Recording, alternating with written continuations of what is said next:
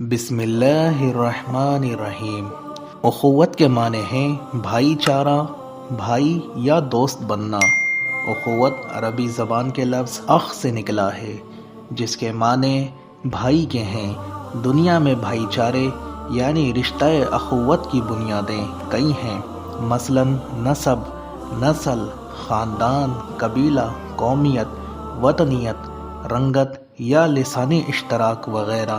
ان سب رشتوں اور نسبتوں اور قرابتوں کی اہمیت اپنی جگہ مسلم ہے، مگر یہاں اخوت سے اسلامی اخوت یعنی دو افراد یا بہت سے افراد کے درمیان ایسا رشتہ مراد ہے جو نظریاتی وحدت یعنی ایمان و اسلام کی بنیاد پر قائم ہو۔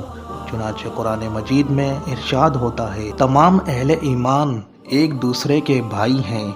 اسلامی اخوت کے اس نظریاتی رشتے نے قومیت، علاقائیت، لسانی اشتراک اور رنگ و نسل کے تمام امتیازات کو مٹا دیا ہے اور تمام فاصلوں کو ختم کر دیا ہے۔ مسلمان خواہ کسی ملک میں رہتے ہوں، کوئی زبان بولتے ہوں، کیسا ہی لباس پہنتے ہوں اور کسی بھی طبقہ یا رنگ و نسل سے تعلق رکھتے ہوں، وہ سب ایک ہیں۔ قرآن کریم میں حضور صلی اللہ علیہ وسلم کو مخاطب کرتے ہوئے فرمایا، اور یہ تمہاری امت ایک ہی امت ہے اور میں تمہارا رب ہوں، بس مجھ سے ڈرو۔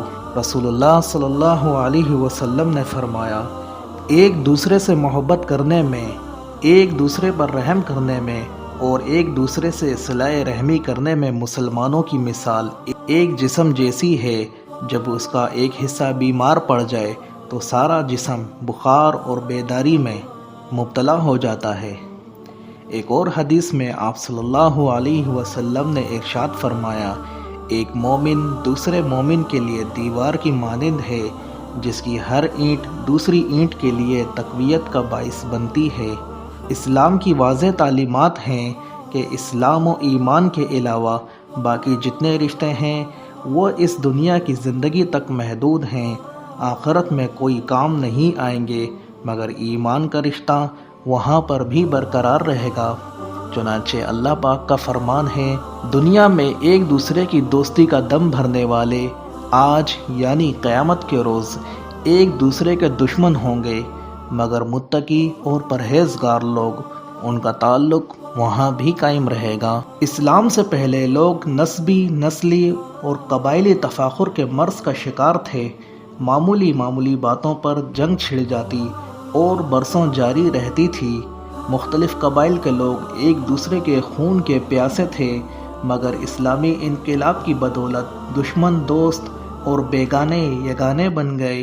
اللہ تعالیٰ کے پیارے نبی صلی اللہ علیہ وسلم نے سب کو ایمان کی ایک لڑی میں پرو دیا۔ چنانچہ اللہ کریم کا ارشاد ہے، اور تم اپنے اوپر اللہ کی نعمت و احسان کو یاد کرو، جب تم ایک دوسرے کے دشمن تھے تو اس نے تمہارے دلوں کو جوڑ دیا اور تم اس کے فضل و کرم سے بھائی بھائی ہو گئے۔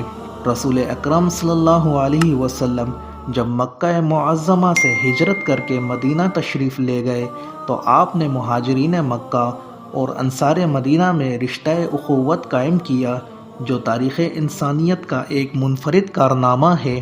انصار نے اپنے مکان، باغات، زمینیں اور تمام اموال آدھے آدھے کر کے اپنے مہاجر بھائیوں کو دے دیے۔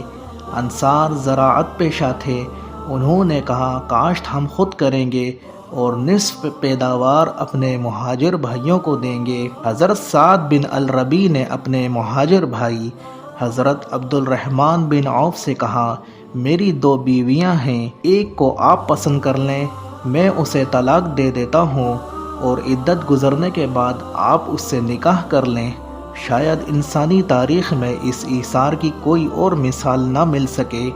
اور دوسری جانب مہاجرین نے اپنے انصار بھائیوں پر بوجھ بننے کے بجائے خودداری سے کام لیا اور اپنے معاش کا زیادہ تر بوجھ خود اٹھا لیا۔ رسول اکرم صلی اللہ علیہ وسلم نے فرمایا، ایک مسلمان دوسرے مسلمان کا بھائی ہے، نہ اس پر ظلم کرتا ہے اور نہ اسے بے یار و مددگار چھوڑتا ہے۔ یہی رشتہ اخوت اسلامی تھا جو غزوہ بدر و احد میں خونی اور نسبی رشتوں پر غالب رہا، اور جذبہ ایمانی سے سرشار صحابہ کرام رضوان اللہ تعالی علیہم اجمعین نے اپنا خون دے کر اسے سینچا اور پروان چڑھایا۔ صحابہ کرام رضوان اللہ تعالی علیہم اجمعین اس حال میں رات بسر کرتے تھے کہ ان کے دل میں کسی مومن کے لیے بغض و ناراضگی، انتقام، نفرت و حسد نہیں ہوتا تھا، کیونکہ ان کی فکر و سوچ یہ رہتی تھی کہ ان کے کسی عمل سے ان کی نمازیں رد نہ کر دی جائیں۔ حضور اکرم صلی اللہ علیہ وسلم نے فرمایا، 3 اشخاص ایسے ہیں جن کی نمازیں ان کے سروں سے بالشت بھر اوپر نہیں اٹھتی۔ ایک وہ جو لوگوں کا قائد بنا ایسی صورت میں کہ لوگ اسے ناپسند کرتے ہیں، ایک وہ عورت جو اس حال میں رات گزارے کہ اس کا شوہر اس سے ناراض ہو، اور ایسے 2 بھائی جو آپس میں قطع تعلق کیے ہوئے ہوں اور باہم کینہ رکھے ہوئے ہوں۔